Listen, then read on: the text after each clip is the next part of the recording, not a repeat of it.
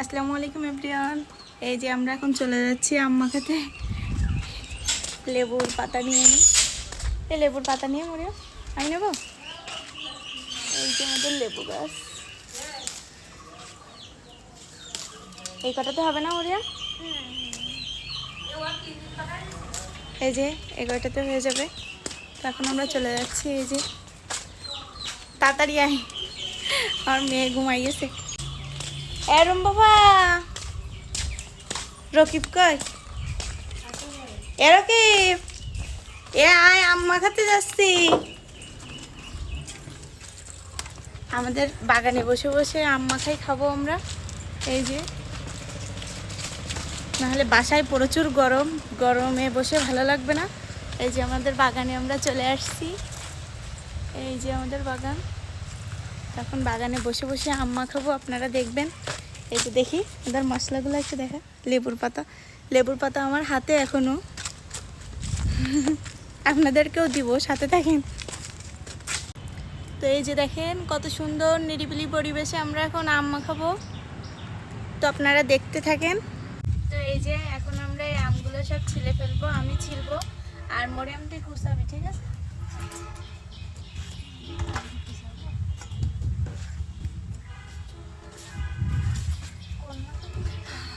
আমরা সব নিচে বসে পড়ছি মাটির উপরে, এখন গোসল করতে যাব। তো এই জন্য গোসল করতে যাওয়ার আগে আম ভর্তা খেয়ে গোসল করতে যাইতে মজাই লাগে, খাইতে খাইতে।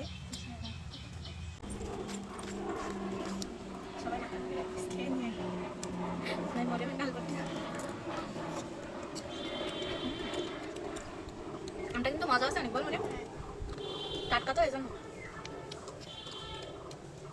ওয়াও, মরিচ খাবি নাকি একটা? এ মিমি, এ মিমি আয়, আম ঝাড়াচ্ছি, তাড়াতাড়ি আয়। কোনো কাজ করবে না তুমি, আম ঝাড়ানি খাবা না?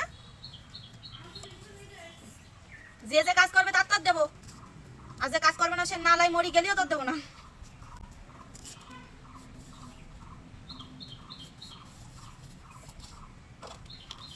দেখেন অনেকগুলো আম পেয়েছি, সব টাটকা আম। মরিয়াম দেখ গাছ থেকে আরো পড়েছে কিনা দেখতো। এই যখন মনে করেন জানাবো তখন কোনো লোক হয় না, কাজ করার জন্য কোনো লোক হয় না, কিন্তু পরে খাওয়ার সময় যে লোক কোথা থেকে আসে এটাই বুঝি না, তখন আর দিয়ে পারা যায় না, তখন আর নিজেরই থাকে না।